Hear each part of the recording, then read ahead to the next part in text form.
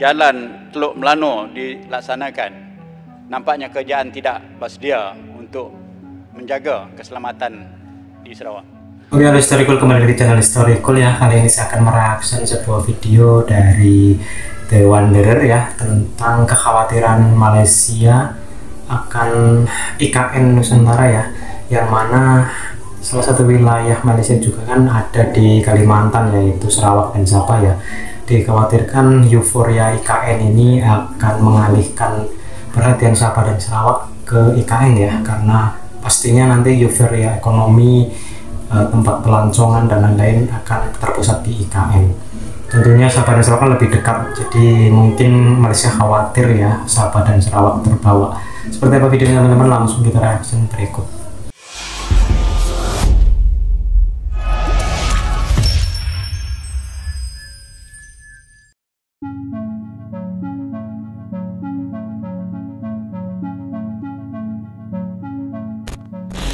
Saya melihat pemindahan ibu kota Indonesia ke Kalimantan Tengah adalah satu cabaran yang besar untuk negara Malaysia, khususnya daripada sudut ekonomi, keselamatan dan sosial. Jadi dalam keadaan demikian, saya melihat apabila PEN Borneo di Jalan Teluk Melano dilaksanakan, nampaknya kerajaan tidak bersedia untuk menjaga keselamatan di Sarawak. So ini pemindahan ibu kota ini bukan sesuatu yang kita harus pandang remeh-temeh. Ini adalah amat penting dan limbah ekonominya sangat penting lah.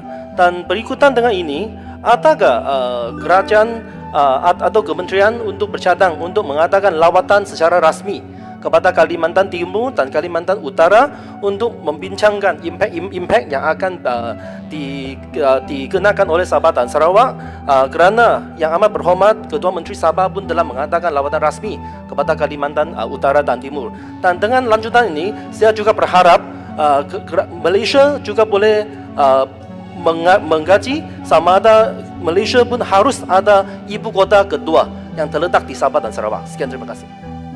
Jadi Sobat, Malaysia menyatakan bahwa pembangunan ibu kota baru Nusantara merupakan isu yang serius dan harus diperhatikan karena berpotensi mengancam keselamatan penduduk Malaysia, khususnya Sabah dan Sarawak. Parlemen Malaysia juga mendesak pemerintahnya atau kerajaannya untuk mempertimbangkan pembangunan ibu kota kedua di Sabah dan Sarawak. Tuan Yang di-Pertua, saya mengucapkan terima kasih kepada Yang Berhormat Kota Kinabalu di atas pertanyaan yang dikemukakan. Tuan Yang di-Pertua, izinkan saya menjawab pertanyaan Yang Berhormat Kota Kinabalu bersekali dengan pertanyaan yang dikemukakan oleh Yang Berhormat Julau bertarikh 23 Oktober 2019, kerana pertanyaan-pertanyaan tersebut menyentuh isu yang sama. Untuk makluman Dewan Yang Mulia, pada 26 Ogos 2019, Presiden Republik Indonesia telah mengumumkan pemilihan Kalimantan Timur sebagai ibu kota baru Indonesia bagi menggantikan Jakarta.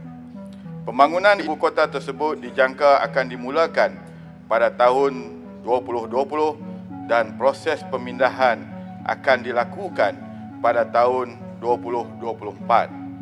Tuan Yang di-Pertua, kerajaan percaya bahawa keputusan untuk memindahkan ibu kota pentadbiran dari Jakarta ke Kalimantan Timur, Indonesia adalah berdasarkan kepentingan negara mereka. Tidak dapat dinafikan bahawa akan terdapat implikasi-implikasi kepada negara kita Malaysia. Kerajaan percaya ianya tidak akan menjejaskan hubungan dua hala yang semakin kukuh antara Malaysia dan Indonesia. Pemindahan ibu kota baru ke Kalimantan Timur dan meningkatkan kegiatan ekonomi, menambahkan jumlah populasi dan juga kegiatan-kegiatan lain seperti mana yang didapati di sesebuah ibu kota. Ini boleh memberikan banyak manfaat kepada negeri-negeri Malaysia, terutamanya Sabah dan Sarawak. Ia juga boleh membawa cabaran-cabaran baru. Pemindahan ini akan merancakkan lagi ekonomi di pulau berkenaan dan Sabah dan Sarawak boleh mendapat limpahan manfaat daripada pelbagai sudut aliran perdagangan di sempadan antarabangsa antara Kalimantan dan negeri-negeri Malaysia berkenaan. Selain itu, sektor pelancongan di Sabah dan Sarawak juga dijangka akan meningkat berikutan jarak yang dekat antara Kalimantan dan kedua-dua negeri tersebut. Pemindahan ini juga dijangka boleh membuka banyak peluang baru bagi meningkatkan kerjasama ekonomi antara Malaysia dan Indonesia, khususnya bagi wilayah-wilayah di Borneo dengan pelibatan syarikat-syarikat pemaju dan kontraktor Malaysia yang mengambil bahagian dalam projek pembangunan di Kalimantan Timur. Tuan Yang di-Pertua, sebagai jiran yang rapat dan terdekat, Malaysia sentiasa bersedia untuk berkongsi pengalaman dan kepakaran dengan Indonesia jika diperlukan berdasarkan pengalaman kita memindahkan pusat pentadbiran Malaysia dari Kuala Lumpur ke Putrajaya. Sekian, terima kasih. Soalan tambahan, Yang Berhormat Kota Kinabalu, silakan. Ya, Yang Timbalan Menteri, Presiden Jokowi telah mengumumkan bahawa pemindahan ibu kota di Indonesia ini akan dengan kos 466 trilion rupiah atau bersamaan dengan 137 bilion ringgit Malaysia. So ini pemindahan ibu kota ini bukan sesuatu yang kita harus pandang remeh-temeh. Ini adalah amat penting dan limpahan ekonominya sangat penting lah. Dan berikutan dengan ini, adakah kerajaan atau kementerian untuk bercadang untuk mengadakan lawatan secara rasmi kepada Kalimantan Timur dan Kalimantan Utara untuk membincangkan impak yang akan dikenakan oleh Sabah dan Sarawak, kerana Yang Amat Berhormat Ketua Menteri Sabah pun telah mengadakan lawatan rasmi kepada Kalimantan Utara dan Timur. Dan dengan lanjutan ini, saya juga berharap Malaysia juga boleh menggaji sama ada Malaysia pun harus ada ibu kota kedua yang terletak di Sabah dan Sarawak. Sekian, terima kasih. Silakan, Yang Menteri. Terima kasih Kota Kinabalu. Yang pertama tadi saya sudah maklumkan bahawa hubungan Malaysia dan Indonesia dari hari ke hari bertambah baik, dan kita juga memantau dari segi pengembangan perancangan pembinaan kota baru Indonesia di Kalimantan, dan dengan itu sudah pastilah bahawa kita akan mengadakan rundingan demi rundingan demi memastikan bahawa implikasi-implikasi dapat diselaraskan agar bermanfaat kepada kedua-dua buah negara. Terima kasih. Soalan tambahan kedua, Yang Berhormat Santubong, silakan. Santubong. Terima kasih, Datuk Ketua. Saya melihat pemindahan ibu kota Indonesia ke Kalimantan Tengah adalah satu cabaran yang besar untuk negara Malaysia, khususnya daripada sudut ekonomi, keselamatan dan sosial. Jadi dalam keadaan demikian, saya melihat apabila PEN Borneo di Jalan Teluk Melano dilaksanakan, nampaknya kerajaan tidak bersedia untuk menjaga keselamatan di Sarawak. Dan ini datangnya lebih ramai lagi. Apakah persediaan untuk mengadakan CIQ yang lebih banyak, bentenglah dan menyelesaikan masalah-masalah boundary yang belum disetujui oleh di antara Indonesia dan Malaysia, supaya perkara ini tidak mendatangkan satu masalah besar apabila kumpulan yang ramai datang daripada mana-mana tempat nanti untuk menduduki di Kalimantan Tengah. Terima kasih. Silakan, Menteri. Soalan yang pertama berkenaan dengan soalan tadi ditujukan berkenaan dengan keselamatan. Ini adalah satu daripada langkah yang mana sedang dalam proses seperti mana saya sebut awal tadi, dari masa ke semasa kita memanfaatkan keadaan ini untuk kita menerus mengadakan perbincangan dengan Indonesia.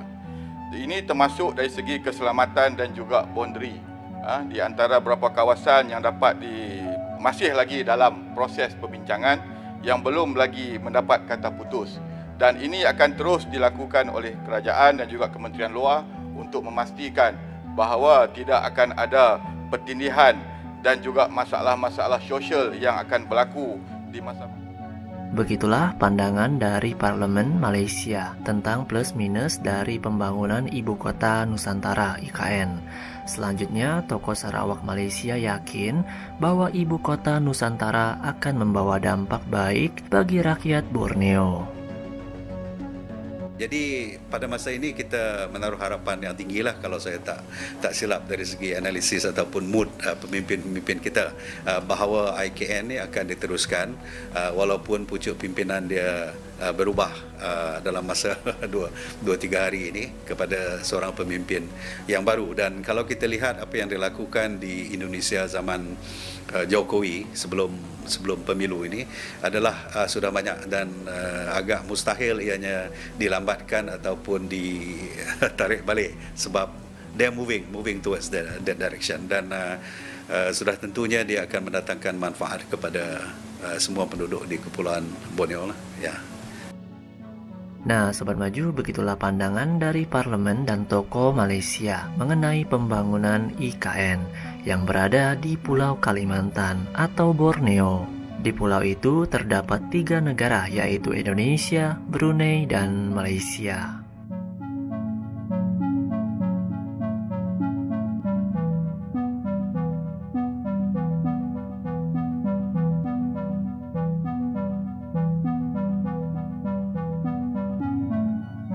Ya, seperti itu videonya teman-teman. Silahkan jabarkan komentar teman-teman, silahkan ya, yang memiliki opini dan pendapat yang lain. Jangan lupa juga saksikan video-video yang lain, seperti ada program baru ya, Podcool, ada di playlist. Oke, terima kasih, sampai jumpa, bye bye.